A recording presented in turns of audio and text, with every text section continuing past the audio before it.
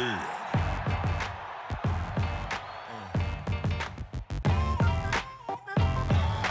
Salut à tous, c'est BizBiz. Alors aujourd'hui l'épisode 470 du Zappy Match. Comme d'habitude, je vous mets des images de foot d'actualité ou des images anciennes, on en parle un peu et c'est parti. On va commencer avec Dimitri Payet, officiel maigre lot de consolation pour Payet qui voit son splendide but contre Leipzig être élu plus beau but de cette compétition en Europa League cette année. Donc Giroud et Ramsey complètent le podium. Donc c'était quand il avait marqué ce but magnifique où je crois il dribble au moins 3-4 joueurs avant de mettre un extérieur qui part tout simplement en lucarne du but de Leipzig. Donc c'est le plus beau but cette année en Europa League. Ensuite, selon la Gazzetta dello Sport, le PSG proposerait à Buffon un contrat de 2 ans assorti d'un salaire annuel de 7 à 8 millions d'euros pour Buffon, parce que hier on a parlé dans l'ancien Zappy Match que Buffon pourrait partir, déjà c'est sûr qui quitte de la Juventus, mais pourrait aller du côté du Paris Saint-Germain, parce que le PSG, je sais qu'il cherche vraiment un gardien, vraiment un grand gardien pour être compétitif pour la prochaine Ligue des Champions. Donc voilà, il pourrait lui proposer un sacré salaire à Buffon qui touchait 4,5 millions d'euros à la Juventus, donc il pourrait quasiment doubler son salaire s'il vient au PSG.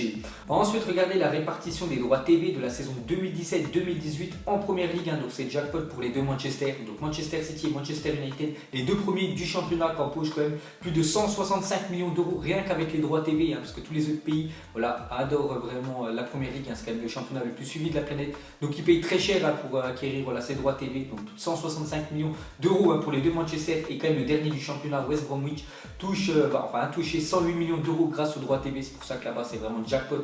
Quand tu es en première ligue, une petite comparaison avec la Ligue 1, le premier de la Ligue 1 cette année, le PSG, je pense qui va toucher aux alentours des 70 millions d'euros. Ensuite, à parler d'une équipe légendaire en Italie, donc c'est Parme. N'oubliez pas que Parme quand même avait gagné la Coupe UEFA en 1999 contre l'Olympique de Marseille à 3-0. Donc eux en fait en 2014 ils avaient été relégués en 4ème division italienne, parce que le club avait déposé le bilan, avait fait faillite. Donc depuis, chaque saison ils auront monté d'un échelon. Hier c'était la dernière journée de Série B. Ils ont fait l'exploit quand même pendant 4 ans de monter à chaque fois, et ça y est, l'année prochaine ils seront de retour en Serie A, donc vraiment félicitations à Parme. Ensuite les gars, jetez un coup d'œil au programme de la journée. Donc ce soir, une dernière journée de Ligue 1, donc on peut voir tous les matchs, on va en parler juste après, surtout des matchs qui sont importants comme les 3 premières places qualificatives pour la Ligue des Champions, et bien sûr le maintien aussi qui va être passionnant. C'est une dernière journée en Liga, et aussi un match de Serie A. Tous les autres matchs seront demain. La Serie A c'est aussi dernière journée en Italie, et pour finir il y a l'Allemagne, la Coupe d'Allemagne, la finale entre le Bayern Munich et Francfort, et aussi la FA Cup, la Coupe d'Angleterre entre Chelsea et Manchester United. Ensuite on revient sur la Ligue 1. Déjà on va commencer par la lutte pour le maintien. Donc regardez les clubs qui sont vraiment mal embarqués. Donc déjà Caen, Toulouse et Troyes, donc 3 avant-derniers, donc il y a Metz encore derrière, donc Metz c'est sûr l'année prochaine qui seront en Ligue 2. Donc Troyes, ils accueillent chez eux Monaco, Toulouse accueille Guingamp, et quand ils reçoivent le Paris Saint-Germain. Donc tout simplement, il faut que Troyes bien sûr gagne contre Monaco, que Toulouse perde dans le même temps. Donc Troyes pourrait passer les barrages. Donc vous avez vu à peu près le schéma que ça pourrait faire. Donc Caen pourrait se maintenir ce soir s'il faut un match nul contre le PSG. Ensuite, cette fois-ci, on va parler du haut de classement et surtout la lutte pour la prochaine qualification pour la Ligue des Champions. Donc regardez, de la 2e à la 4e place. Donc Monaco, Lyon, Marseille. Donc on voit que Monaco se déplace à 3. Lyon reçoit Nice et Marseille reçoit Amiens. Donc tout simplement pour que Marseille fasse pas une saison, on peut dire blanche, parce que il ne serait pas qualifié bien sûr en Ligue des Champions l'année prochaine. Ce serait vraiment décevant quand même pour le club bien sûr du sud de la France. Bon, après ils sont quand même allés en finale, c'est quand même une bonne saison pour eux, mais ils pourraient tout perdre sur une semaine l'Olympique de Marseille. Donc il faudrait que Marseille gagne ce soir contre Amiens. De toute façon c'est une victoire obligatoire, et dans le même temps que Nice bien sûr s'impose à l'Olympique lyonnais. Donc regardez pourquoi c'est vraiment important pour l'Olympique de Marseille, même pour l'Olympique lyonnais, de se qualifier pour la prochaine Ligue des Champions. Parce que une participation à la Ligue des Champions, c'est quand même minimum 40 millions d'euros dans les caisses du club, alors qu'une participation à la Ligue Europa, c'est minimum entre 5 et 10 millions d'euros. Donc il y a quasiment 35 millions d'euros d'écart. Donc c'est pour vous dire que c'est vraiment une lutte acharnée pour jouer la prochaine Ligue des Champions, parce que c'est quand même le jackpot pour les 3 clubs qui seront. Ensuite, il y a une déclaration de Florian Thauvin. Il a dit la rumeur Balotelli à Marseille. Il a dit écoutez, je n'ai jamais été autant derrière Mario Balotelli que pour ce dernier match de la saison, et je ne suis pas le seul, parce que tout Marseille ce soir vont bien sûr soutenir à Marseille contre Amiens, mais surtout ils vont regarder le match de l'Olympique lyonnais en espérant une victoire de l'EGC Nice. Donc c'est pour ça que Thauvin espère que ce soir il y aura un grand Balotelli à Lyon bien sûr, que Balotelli mette des buts, et bien sûr que Lyon ne gagne pas. Ensuite, une déclaration du président de l'Olympique de Marseille. Donc Hérault, il a dit 80 millions d'euros pour Thauvin. Je ne regarde même pas. Voilà, si un club propose plus de 80 millions d'euros pour Thauvin, donc on peut voir que l'Olympique de Marseille n'est pas intéressé.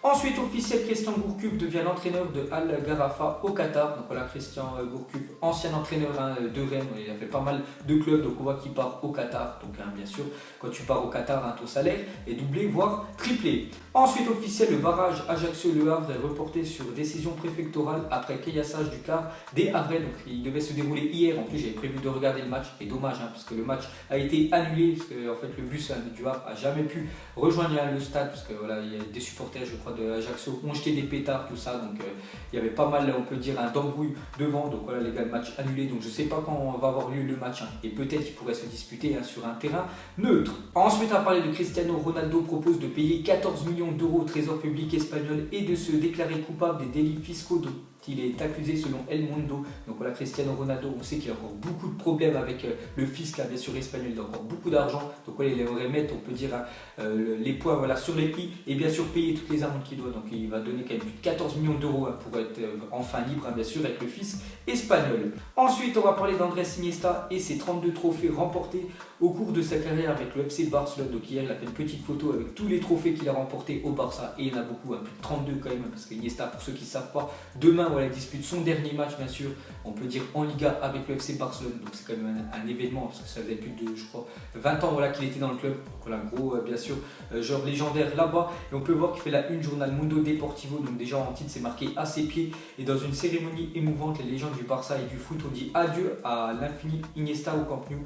Donc il a fait une petite déclaration. Iniesta a dit: je suis fier d'avoir grandi dans ce club. Vous allez tellement me manquer. Il y a un Andrés Iniesta ému. Donc voilà les gars, la fin d'Iniesta avec le Barça. Ensuite, une déclaration d'Antoine Griezmann. Il a dit: j'ai beaucoup appris aux côtés de Simone. Je suis un meilleur joueur grâce à lui. Je fais partie des 3 meilleurs joueurs du monde. Donc voilà ce qu'a dit Griezmann. Donc il l'a dit, déclaré lui-même, qu'il fait partie des 3 meilleurs joueurs de la planète, peut-être en compagnie de Ronaldo et Lionel Messi. Il se considère comme le 3e. Bon, après, chacun son opinion, voilà, de s'il est le meilleur ou pas. Ensuite, une déclaration de Kylian Mbappé, on peut dire, sur son avenir. Donc il a dit: j'ai un contrat de 5 ans et je suis très content ici. L'année prochaine, je serai là. Mais au bout de ces 5 années de contrat, je ne sais pas. Donc il a dit ça au journal Le Parisien, Kylian Mbappé. Donc c'est vrai qu'il a encore seulement 19 ans et à la fin de son contrat, il aura 24 ans, Kylian Mbappé. Donc il a encore bien sûr pas mal d'années de footballeur devant lui. Donc il a dit déjà, pour lui, il va rester 5 ans au Paris Saint-Germain et après il ne sait pas. Et je pense quand même que je le verrai bien du côté du Real Madrid un jour. Ensuite, on va parler de Iker Casillas. Donc officiel, Iker Casillas, 37 ans, prolonge son contrat d'une saison avec le FC Porto pour l'ancien gardien espagnol, surtout du Real Madrid, un gardien légendaire là-bas. Donc il prolonge avec le club portugais. Ensuite, une autre info sur un gardien, donc officiel, Over Mandanda. Donc 19 ans, frère de Steve, signe son premier contrat professionnel avec Bordeaux. Donc bonne nouvelle pour le frère de Steve Mandanda. Donc on peut voir que la famille Mandanda, donc, tout simplement ses 4 frères, et les 4 frères sont tous gardiens, et quand même gardiens à haut niveau. Parce qu'on voit déjà Mandanda, voilà, Steve Mandanda, 33 ans, Olympique de Marseille. Parfaite Mandanda, 28 ans, il joue en D1 belge, donc il est quand même professionnel. Sinon, il y a un autre, voilà, il joue à Ajaccio en Ligue 2 et Over, voilà, qui vient juste de signer, bien sûr, à Bordeaux. Et pour finir avec les gardiens de but, donc officiels, blessé depuis septembre, Manuel Neuer est de retour dans le groupe du Bayern pour la finale de la Coupe d'Allemagne ce soir. Donc voilà, vous savez qu'il y a Bayern Munich contre Francfort. Donc bonne nouvelle pour l'Allemagne, parce qu'il y a bientôt la Coupe du Monde, et surtout pour Manuel Neuer qui était blessé depuis l'année dernière en quart de finale contre le Real Madrid en Ligue des Champions. Donc quasiment un an, et on peut dire un mois, il revient enfin dans le groupe du Bayern Munich. Donc après, je ne sais pas bien sûr s'il sera titulaire. Ensuite, une déclaration de Platini par rapport au Mondial 1998. Donc il a parlé un petit peu de magouille. Donc je vais vous dire tout ça. Il a dit: quand on a organisé le calendrier du Mondial 98, on a fait une petite magouille. Si on finissait premier du groupe et que le Brésil finissait premier, on ne pouvait pas se rencontrer avant la finale. On est à la maison, il faut bien profiter des choses. Donc voilà ce qu'a dit Platini. Donc c'est pas truqué bien sûr, parce que l'équipe de France a éliminé quand même pas mal d'équipes avant, mais ils avaient quand même magouillé, on peut dire, le calendrier, que si la France et le Brésil, on peut dire, terminer chacune la première du groupe, ils se rencontraient en finale. Donc ça, a été fait. Et tant mieux pour la France, parce qu'ils ont quand même gagné 3-0 cette finale. Ensuite, on continue avec l'équipe de France. Et parmi la liste des 23 de Didier Deschamps, seuls 6 joueurs étaient présents lors du Mondial 2014 au Brésil. Donc sur 23 joueurs de l'ancienne Coupe du Monde au Brésil, il y en a seulement 6 qui vont disputer une prochaine Coupe du Monde. Donc Lloris, Varane, Matuidi, Pogba, Giroud et Griezmann. Et donc bien sûr, tous les autres ne seront pas de la partie. Ensuite, cette fois-ci, regardez la liste des 23 pour l'Euro 2016. Donc c'était, on peut dire, il y a 2 ans. Donc là aussi, pas mal de joueurs qui ne disputeront pas la prochaine Coupe du Monde. Donc déjà, Costi, Locage. On peut voir les défenseurs, à part Varane, tous les autres ne disputeront pas la Coupe du Monde en Russie. Donc vraiment grand ménage, on peut dire, en défense. En milieu, il n'y aura pas Cabaye, ni Diarra, ni Sissoko. Moussa Sissoko, le joueur que Deschamps à chaque fois appelait. Pourtant, il n'était jamais titulaire avec son club. Et en attaque, pas de Coman. Dommage, parce que Coman, pour moi, c'est vraiment mon grand regret. Peut-être pas le mettre titulaire, mais le faire entrer en cours de match. À chaque fois, il peut débloquer des situations. Je préfère 100 fois un Coman qu'un Thauvin. Voilà, après, bien sûr, c'est mon choix perso. Sinon, pas de Gignac, ni de Marcel et ni de Dimitri Payet. Ensuite, on continue avec l'équipe de France. Regardez les 3 prochains matchs amicaux de l'équipe de France. Donc déjà, ça sera lundi 28 mai à 21 h. Donc pas ce lundi-là, le prochain lundi. Donc ça sera France-République d'Irlande. Ensuite, quelques jours plus tard, il y aura France-Italie à Nice. Et ensuite, le dernier match amicaux avant, bien sûr, de commencer la Coupe du Monde, ça sera France-États-Unis le samedi 9 juin à Lyon.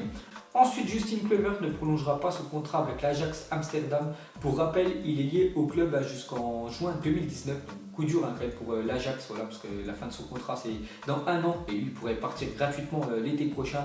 Donc le jeune prodige et son agent Mino Raiola accusent l'Ajax de le presser de signer un nouveau contrat seulement dans le but de le revendre plus cher. Bon, après c'est un petit peu normal, voilà, parce qu'il a été quand même formé à l'Ajax, donc c'est normal qu'il faudrait qu'il reprolonge un petit peu pour essayer de le vendre cher, parce que si l'année prochaine, bien sûr, il n'a pas reprolongé, il pourra partir bien sûr gratos dans un club où il veut, donc ce serait vraiment une grosse perte pour l'Ajax Amsterdam.